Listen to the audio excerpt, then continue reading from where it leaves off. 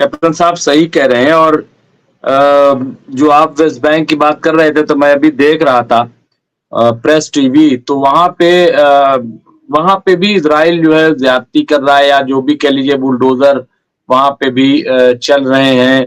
वहां से भी लोगों को हटाया जा रहा है। वही तमाम चीजें कि आप कर तो रहे हैं, लेकिन जो वहां के लोगों में एतमाद बहाल करने वाली बात है, वो कहीं से कहीं तक नजर नहीं आ रही है। और इसीलिए मुझे थोड़ा से शक होता है कि जो 53 अरब डॉलर की बात चल रही है, तो जाहिर सी बात है कि इसमें कैसे उसको करेंगे, क्या करेंगे। और कहीं मुझे ऐसा लगता है कि इसमें अमेरिका की मर्जी भी शामिल है, जिस तरह से वो रिएक्ट कर रहा है। और वो इजराइल तक को आड़े हाथों लिया, या जो भी कह लीजिए कि साहब, हम उनसे थोड़ी बात करेंगे कि हमें क्या करना है क्या नहीं करना है। हम अपने तौर पे जो है फैसले लेंगे। तो ये जो 5 मुल्क आए, मतलब आप ये देखिए ना कैप्टन साहब कि ये 5 मुल्क वो हैं जो मुझे नहीं लग रहा है कि आज तक की तारीख में अमेरिका के बताए बगैर पेशाब करने भी जाते हो। तो मैं इसलिए कह रहा हूँ क्योंकि बच्चे आमतौर से वो हम लोग कहते थे ना, सर मैं टॉयलेट सर, तो ये जो है ना वो पोजीशन है। और इसीलिए लग रहा है अभी यूनुस चौवारा साहब ने लिखा है, लेकिन मैं उनको बताना चाहता हूँ। देखिए, मैं ये नहीं कह रहा हूँ कि उनको मैं कोई गिराने की बात कर रहा हूँ।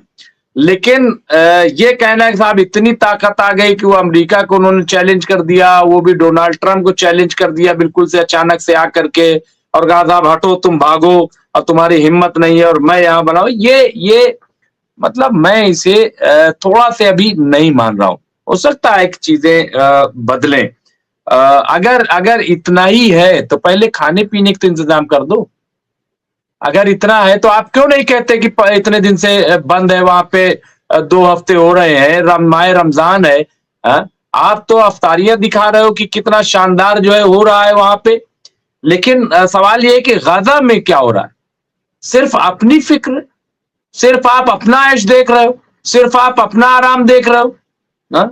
और आप अपने आप को अरब कह रहे हो, दूसरा अरब भूखा है। इस्लाम यही सिखाता है क्या?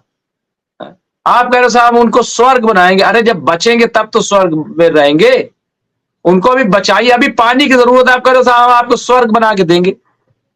ये कहां से? हम आपको सोने का कटोरा देंगे। अरे वो कह रहा है मिट्टी में पानी पिला दो। कह रहे नहीं साहब मैं तो सोने का इंतजाम कर रहा हूं, सोने के कटोरे में। और दुनिया में एडवर्टीजमेंट कर रहे हैं कि साहब हम सोने कटोरे में भाईजान को पानी पिलाएंगे। वो कह रहा है मिट्टी में पानी पिला दो, मिट्टी के बर्तन, मेरी प्यास तो बुझ जाए, भाई मुझे ऐसे ही पिला दो। तो ये जो सिचुएशन है, इसलिए मैं कह रहा हूं कैप्टन साहब कि वेस्ट बैंक में, लेकिन क्या आपको लग रहा है जिस तरह से होती है, हमने फिर किया थोड़ा सा सीरिया में कैप्टन साहब, पता नहीं क्या हुआ। फजील साहब जो है वो बात भी हुई कि मैं आ रहा हूं, कहीं पता नहीं क्या हुआ। या कई बार बड़ा वो हो जाता है ना, आदमी अगर कह देता है तो इंतजार होता है, वेट होता है। तो बहरहाल हो सकता है कोई मजबूरी हो, वरना वो आ जाते हैं, ऐसा नहीं है। सीरिया में क्या पोजीशन है कैप्टन साहब? अब तो कुछ जो कत्लेआम शुरू हुआ था उस पर तो कुछ कंट्रोल हुआ है? देखिए, सीरिया में जो कुछ हो रहा है, भविष्य में क्या होगा, अगले हफ्ते क्या होगा, 1 महीने के बाद क्या होगा, 1 साल के बाद क्या होगा, ये सोचना पड़ेगा। इसके लिए 2 चीजें जानना बहुत जरूरी है। सीरिया में जो कुछ हुआ, यानी जुलानी साहब को और एसटीएस को पावर में लाया गया, ये अमेरिका की मर्जी से हुआ। अमेरिका ने हथियार दिए, अमेरिका ने पैसे दिए। अगली बात, सीरिया में जो कुछ हुआ, जुलानी साहब ने जो कुछ किया, एसटीएस ने जो भी कामयाबी हासिल की, ये सब इन सब का जो रास्ता था तुर्की।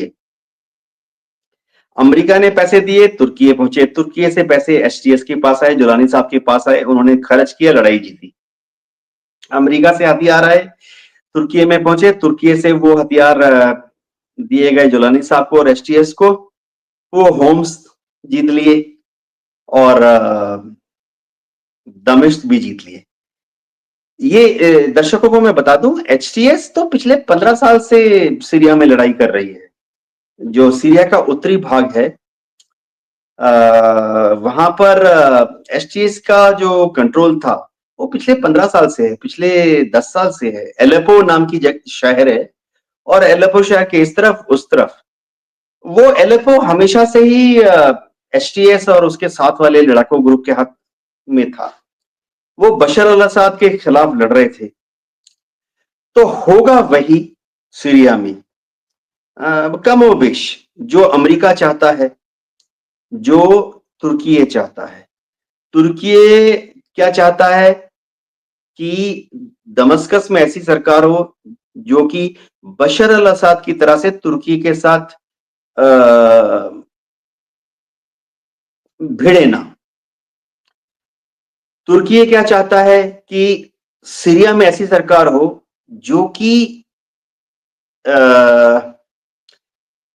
जो तुर्की का पूर्वी भाग है ना, ईस्टर्न तुर्की, जिसको वो एनातोलिया बोलते हैं, उसको तोड़ के कुर्दिस्तान बनाने की एक कवायद थी। और क्या हो रहा था कि कुछ कुर्दिस्तान के कुछ लड़ाके ग्रुप जो थे वो सीरिया में रहते थे, और सीरिया से तुर्की के एनातोलिया में हमला करते थे कि एनातोलिया से एक हिस्सा तोड़कर कुर्दिस्तान बनाएंगे। तो तुर्की इन सब ग्रुप पे कंट्रोल करना चाहता था सीरिया के अंदर। तो इसलिए उनकी जरा बशर अल असद, सीरियन आर्मी की बशर अल असद की आर्मी के साथ लड़ाई हो जाती थी। तो अब मामला सुधर गया है। तो होगा वही जो अमेरिका चाहता है सीरिया की कैसे आगे बढ़े, या जो तुर्की चाहता है सीरिया कैसे आगे बढ़े। जुलानी साहब ने 2-3 चीजें करनी है। एक तो उन्होंने कभी भी इजराइल पर हमला नहीं करना है। दूसरा ये है कि उन्होंने कोशिश करके एक नकली डेमोक्रेटिक मुखौटा कि भाई हम इलेक्शन कराएंगे, हम इलेक्शन करा रहे हैं, ताकि उनको कुछ सपोर्ट यूरोपियन कंट्रीज से भी मिल जाए कि भाई अभी देखिए जो तुर्की की सरकार है, सीरिया में जो सरकार है, उसको ज्यादातर यूरोपियन देश सरकार नहीं मानते हैं, कि वो कहते हैं ये तो आतंकवादी हैं, ये तो हथियारबंद आतंकवादी हैं, उन्होंने दमिश्क की सरकार को गिरा दिया। तो दुनिया के कोई भी मुल्क जोलानी साहब की सरकार को रिकॉग्नाइज नहीं करता। हाँ, अमेरिका उनको पूरी मदद दे रहा है।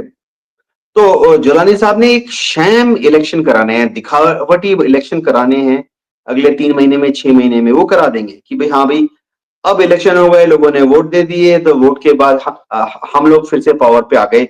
Democratically elected government of HTS and associated parties. लेकिन उनकी जो लीच है ना, जंजीर, वो अमेरिका के हाथ में है कि भाई तुमने इजराइल की तरफ बुरी दृष्टि नहीं देनी है, तुमने जॉर्डन के साथ कोई टेंशन नहीं करना है, तुमने सीरिया का बहुत बड़ा बॉर्डर जो है वो जॉर्डन के साथ है, कि वहां पे तुमने ऐसा कुछ नहीं करना कि फिर से हजारों लाखों रिफ्यूजी दौड़ के सीरिया से जॉर्डन में घुस जाएं। जी डॉक्टर रिजवी। बिल्कुल सही कह रहे हैं कैप्टन साहब, और वहाँ ये सिचुएशन है। और लेकिन ये भी जो इम्पोर्टेंट खबर है कि वहाँ पे इजरायली फोर्स भी बाकायदा दाखिल हो गई है वहाँ पे। कुछ जगहों पे वो भी जो काफी सरगर्म बताया जा रहा है। तो जाहिर है कि इजराइल तो चाहता ही है, कोई इसमें नई बात नहीं है। सब कोई भी होगा वो अपनी ताकत को बढ़ाना चाहता है इस खत्ते में पूरा, और वो इसी नाम से साहब हम जो है ग्रेटर इजराइल बनाएंगे, इसी वो नजरिए से चीजों को एक्ट करते हैं। लेकिन यही है कि जो इस वक्त की सिचुएशन है, और जब हम सीज फायर की बातचीत कर रहे हैं, तो उस पे अमल न होना ये सबसे ज्यादा अफसोसनाक है। और वहां पे जब लोग लाशें तलाश कर रहे हैं अपने लोगों की, और उन्हें फिर से मार देना, ये अभी मैं पढ़ रहा था तो उसमें कहा कि एक तरीके से लोगों को खुदकुशी पे मजबूर करना है, उनको मार देना है, क्योंकि भूख और प्यास इंसान कब तक बर्दाश्त करेगा, और ट्रक के ट्रक जो है वो खड़े। तो ये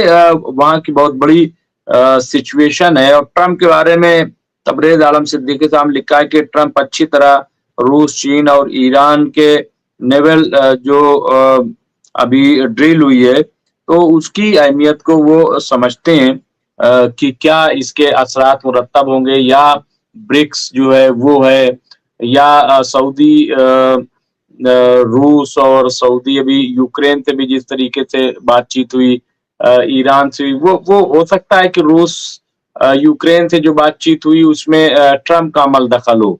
उन्होंने कहा हो कि नहीं तुम वहां जाओ, वहां के थ्रू ऐसे और उस तरफ। तो एक ये भी होता है कि हर तरीके से अपनी गोट कहाँ कैसे फिट की जाए, ये भी मेरे ख्याल से कैप्टन साहब हो सकता है।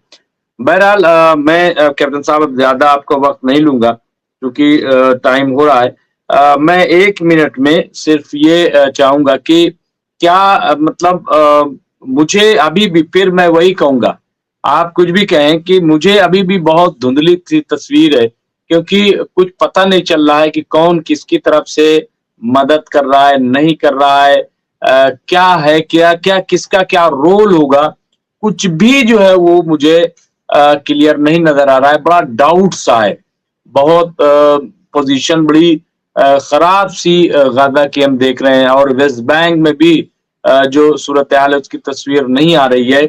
लेकिन इजराइल बहुत अच्छा है, इजराइल में सब कुछ ठीक है, हम ये भी एक्सेप्ट नहीं करेंगे।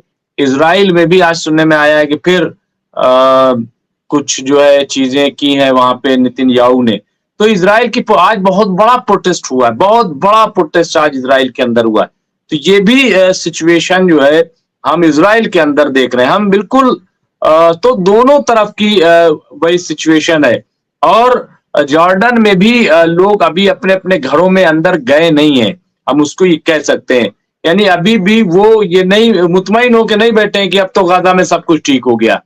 वो इजराइल को और नेतन्याहू को समझ रहे हैं कि ये फिर से दोबारा अटैक और हमला कर सकता है। यही वजह है कि हूती एक्टिव हो गया है। क्या बस आखिरी कमेंट कैप्टन साहब, कि क्या लग रहा है आपको कि हम जो बात कह रहे हैं उसमें है कुछ सदाकत, या आप फिर पॉजिटिव देख रहे हैं और उस पर अमल हो जाएगा कैप्टन साहब? डॉक्टर जी आपने सही कहा। देखिए होना क्या है, उम्मीद पर दुनिया कायम है। उम्मीद ये है कि हुती कुछ नहीं करेगा। उम्मीद ये है कि हिजबुल्लाह कुछ नहीं करेगा। तो हुती के कमांडर्स को हम बहुत इज्जत देते हैं और उम्मीद करते हैं कि अब जब सीज़फायर की बात कतार में हो रही है, वह उसमें कोई खलल नहीं डालेंगे। सबसे बड़ी एक सिंगल पॉइंट इतने धुएं के अंदर एक चीज मुझे साफ नजर आ रही है कि अगला कदम एक ही है, बस एक ही है कि सीज फायर साइन हो जाए ताकि इजराइल ये रोज रोज जो बमबारी कर रहा है उसको बंद करे। एक बार जब बमबारी बंद हो जाएगी तो आप देखेंगे धुआं हट जाएगा, धूल सेटल हो जाएगी और आगे का रास्ता साफ दिखाई देगा। जी डॉक्टर रिजवी। उम्मीद करेंगे कि माह रमजान है और हमने हमेशा कहा है कि हम हिंदुस्तानी हैं और हिंदुस्तानी नजरिए से बात करते हैं। हम अमन चाहते हैं, हम किसी की जान, चाहे वो इजराइल के अंदर हो या फिलिस्तीन में हो, किसी की जान जाए ये हम नहीं चाहते। सीरिया में भी या दुनिया के किसी भी खत्ते में, रूस और यूक्रेन के मामले में भी हिंदुस्तान की ही राय रही है कि जंग मसले का हल नहीं है और बैठना पड़ेगा, और आखिर में वही हुआ। तो हम लोग यही कहते हैं कि बैठ करके अभी यूरोपीय कंट्री भी अब आगे आ गई हैं कैप्टन साहब की, फिलिस्तीन को उनको उनका हिस्सा दे दिया जाए। तो यही एक हल होगा। बड़ी बड़ी बिल्डिंगें इमारतें बनाने से कोई मसला हल नहीं होने वाला कि जब तक फिलिस्तीन को उनका हक नहीं मिल जाता, उनका हिस्सा नहीं मिल जाता। बहरहाल चलिए अब इस पे नजर बनाए रखेंगे। और कैप्टन साहब आज अकेले आप रहे, काफी देर आपने बात की, तो उसके लिए मैं माफी चाहता हूँ। मुझे फजील साहब ने मैं फोन बीच में किया, बात भी हुई, लेकिन हो सकता है कि कहीं हो, कोई कई बार होता है मसरूफियत, मैं बिल्कुल ये नहीं कहता, क्योंकि वो कहते हैं तो आते हैं। तो हम सब इंतजार में थे, बारी साहब भी आने वाले थे, तो हो सकता है उनको लगा हो कि आज कैप्टन ही साहब जो है, अच्छा देखते सब है बीच बीच में कि क्या चल रहा है, क्या बात कर रहे हैं, सब बीच में देखते हैं। तो अब बहरहाल जो भी है, लेकिन चलिए कैप्टन साहब आपका बहुत बहुत शुक्रिया, और एक बार फिर आपको होली की बहुत बहुत मुबारकबाद। तो तमाम लोगों को भी और हम उम्मीद करते हैं कि कल बहुत ही पुरअमन माहौल होगा, क्योंकि दुश्मन घात लगाए बैठा हुआ है, तो उससे हमें बचना है और देश में अमन व अमान कायम रखना है। हालात बहुत खराब है दुनिया भर के, तो इसलिए भी हमें बहुत ही सब्र तहम्मुल के साथ काम करना है। जयदीप साहब को, राजा सिंह राजपूत साहब को और तमाम जो हमारे भाई हैं उनको भी एक बार फिर से बहुत-बहुत होली की मुबारकबाद। जय हिंद। Good night.